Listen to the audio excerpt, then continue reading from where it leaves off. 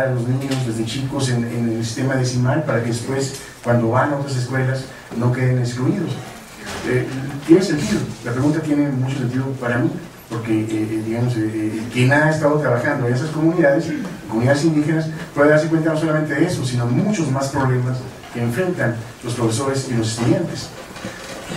Yo lo que creo es que se puede establecer, digamos, un programa escalonado, diferenciado, en donde sin cortar la lengua, porque bonita oferta hace la escuela a las comunidades indígenas cuando lo primero que ofrece es cortarle la lengua a los estudiantes, ¿no? Eso es normal, todavía ocurre desgraciadamente en el ámbito rural que profesores y comunidades persiguen a quienes practican en lo privado o en lo público su lengua. En el caso de las matemáticas, bueno, el niño cuando nace pues, tiene, digamos, redes neuronales que están vinculadas con un mundo externo, ¿no? Lo que Roger Bart ha llamado el exocerebro, la capacidad que tiene el cerebro para descifrar hacia el exterior lo que está ocurriendo, y entonces se establecen relaciones neuronales, digamos, que vienen desde el nacimiento. El derecho a la educación tendría que empezar por respetar los conocimientos que los niños llevan desde la casa a la escuela. De lo contrario, insisto, se convierte en un atropello mayúsculo de, digamos, los conocimientos que ellos tienen y la cultura que ellos tienen. Me parece que no tiene por qué ser excluyente, no tiene por qué ser incompatible. Me parece que tendría que graduarse, porque investigaciones al respecto dicen que lo que genera esta distorsión, este atropello de la integridad moral y la integridad física de los estudiantes es que tienen graves problemas después para resolver operaciones elementales en sexto o incluso en la secundaria. ¿Sí? Digamos, no es un asunto menor, eso habría que incluso llevarlo a otro ámbito de revisión que tiene que ver más, digamos, con aspectos de psicología, a lo mejor, para darse cuenta de lo que estamos haciendo cuando imponemos a un chavo pues, un contexto y una simbología y digamos, pues una cosmología totalmente diferente. Me parece que se pueden alternar. Y quiero tomar parte de la pregunta que contesta Mercedes. Los estudiosos han dado ya muchas recetas. Bruce Ackerman, por ejemplo, dice que vivimos un sistema político, Estados Unidos, Europa, no importa cuál, en donde los partidos políticos ya no juegan de ninguna manera a respetar la ley. Los partidos políticos están jugando a la reelección. Y en esa apuesta por la reelección, pues es mejor estar de acuerdo con Televisa, es mejor estar de acuerdo con los hombres del poder, con los que financian las campañas políticas, que obedecer la norma. Dice Bruce Ackerman que entonces tendríamos que pensar en un parlamentarismo acotado. Esto de la Cámara de Diputados y la Cámara de Senadores ya no funciona como garante del ejercicio y la garantía, en este caso, del derecho a la educación. Los políticos están haciendo sus apuestas fundamentalmente en función de su futuro político. No solamente en México, en realidad todos los países del mundo, señala este analista Bruce Ackerman. Entonces él plantea que tenemos la necesidad de construir socialmente un poder ciudadano o un poder institucional que sea capaz de controlar las acciones del poder legislativo. En Alemania, en España, en Italia, funciona mucho menos, pero sobre todo pienso en Alemania, esto se ha llamado Tribunal Constitucional. El Tribunal Constitucional es un órgano que está, digamos, justamente observando los contenidos de la legislación, está haciendo seguimiento a los presupuestos destinados a la educación y, sobre todo, y subrayo, cualquier político que en la plaza pública, engolosinado por la demagogia, haga una oferta educativa que no pueda cumplir, automáticamente está vetado para continuar en la contienda. No puede seguir en la contienda. Haríamos muy bien aquí todo el mundo, en campañas políticas inmediatamente compone la educación. Entonces, o bien un tribunal constitucional. Escuché a Pablo Gómez en alguna ocasión hablar ya en tribuna de la posibilidad de pensar en un tribunal constitucional. Habría que verlo, habría que revisarlo. Además no es tan sencillo. Vamos a suponer que de repente sí, efectivamente nos hacen caso y dicen vamos a hacer justiciable el derecho a la educación. Esto quiere decir que vamos a tener jueces que dictaminen el estado en que el derecho a la educación se cumple. La pregunta es, Después de ver el presunto culpable, ¿alguien estaría satisfecho con que esos jueces dictaminaran el derecho a la educación en este país? Yo francamente no, me asusta. Sí sé que tenemos que ir en esa dirección, pero en las condiciones en que está el sistema judicial en México, verdaderamente saldría más caro el caldo que las albóndigas. Entonces, es un tema complejo al respecto, pero sí creo que hay necesidad de construir un poder, lo llama Ackerman, un poder que sea capaz de incidir sobre la distribución de los bienes públicos, una distribución más equitativa de los bienes públicos, una revisión, por supuesto, permanente y sistemática del ejercicio del presupuesto público. Eso es lo que tenemos y hacia dónde podemos caminar, pero no me parece que van a ser los partidos políticos, no me parece que va a ser el poder judicial, no me parece que va a ser el ejecutivo el que va a caminar en esa dirección. Esa dirección, también puede ser perfectamente como señala la profesora Mercedes, debe ser una construcción, y también la doctora Ramírez, me parece que debe ser una construcción social. De otra manera, no vislumbro por dónde podamos ponerle tope a esta identidad. Gracias. Doctora Ramírez, por favor.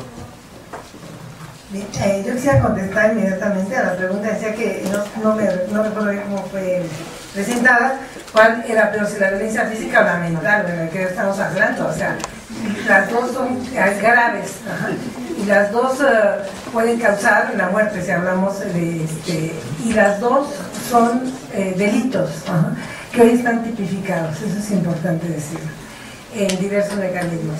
Y creo que vale la pena leerse la Ley de Acceso a una Vida Libre de Violencia de las Mujeres, donde además se tipifican tipos y modalidades. Hablamos incluso de la violencia, por cierto, docente. Se habla no solamente del feminicidio, que actualmente se está buscando su tipificación con diversas propuestas, incluso algunas manipulaciones, pero también se habla de la violencia institucional. En algún momento nosotros pusimos una queja contra el presidente de la Comisión Nacional de Derechos Humanos por violencia institucional contra las mujeres, ¿no? Y hay violencia institucional en las escuelas, o sea, y estos son otros de los mecanismos de justiciabilidad, ¿no? O sea, hay que interponer el delito. El hostigamiento es un delito en el Distrito Federal. El hostigamiento es un delito, ¿sí? Incluso hoy hay una ley, de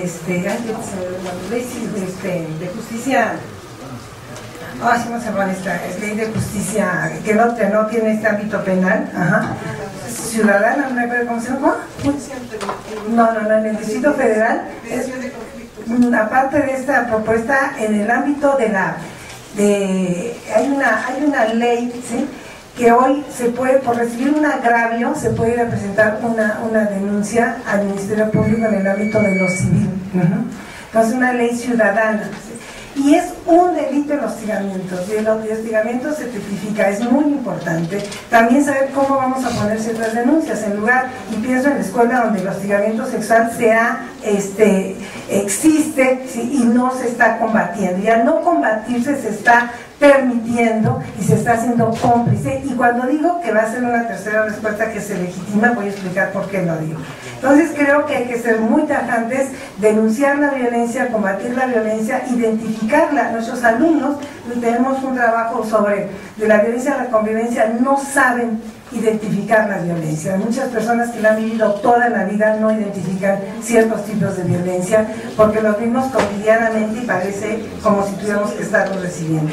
Me dicen, y trato de ser muy breve, la relación entre pobreza y derechos humanos definitivamente es una de las gravísimas violaciones a los derechos humanos que ataca todos los derechos. Desde la indivisibilidad, hoy ya no podemos seguir sosteniendo desde el plano teórico las generaciones de derechos humanos si nosotros consideramos esta teoría de perspectiva apoyada desde 1993 por la Conferencia Mundial de Derechos Humanos, de la indivisibilidad. Cada derecho se relaciona. Se es pobre, por lo tanto no se come, no se tiene un trabajo, no se va a la escuela. En esta serie, incluso el relator de la alimentación hablaba de estas articulaciones de precariedades. Si no se habla más de generaciones, se habla de una integralidad de derecho donde es importante que un derecho garantice el otro, y de un derecho que se garantice un derecho depende del otro, ¿no? Tomaszewski hablaba de que en ese sentido del derecho a la educación es como un elemento fundamental precisamente para garantizar los otros derechos. Y bueno, me hacen otra pregunta también en relación, ¿cuál es el proceso que legitima la impunidad? Parecería dos conceptos antagónicos, ¿no? Existen procesos que se van legitimando, incluso, por ejemplo, normativos. O sea, prácticamente en Ciudad Juárez nosotros encontramos un patrón de facto de incumplimiento. ¿Y quién incumplía? La Procuraduría General de Justicia de Chihuahua. Incumplía, pero simulaba cumplir al estarnos respondiendo por solicitudes de información cómo cumplía con las recomendaciones. Hoy está un proceso legal para que sea la Procuraduría la que responde a las solicitudes de mecanismos internacionales. Y para mí es un proceso que pasa por la legalidad y termina legitimando la impunidad. Pero además hay procesos que hacen, los silenciamientos se identifican. La violencia en muchas ocasiones se avala inclusive institucionalmente, y la persona que me hace la pregunta me dice, ¿y la sociedad civil participa en esa legitimación? Desafortunadamente sí. Sabemos que la sociedad civil es un conjunto muy vasto, pero hay muchas organizaciones civiles que están a favor, por ejemplo, de la operación Mochila Segura, ¿no? Y es absolutamente violatoria a los derechos humanos y a los derechos de los niños, ¿sí? Y esto se legitima. Nosotros hicimos en esa investigación descubrimos espacios donde la Secretaría de Educación Pública decía que existían unidades de atención a la violencia de educación media superior. En el organigrama está el puesto, solicitamos información, son direcciones acéfalas, no hay mecanismo, no hay propuestas, y el informe que entrega México a la CEDAW dice que hay una serie de situaciones, ¿sí?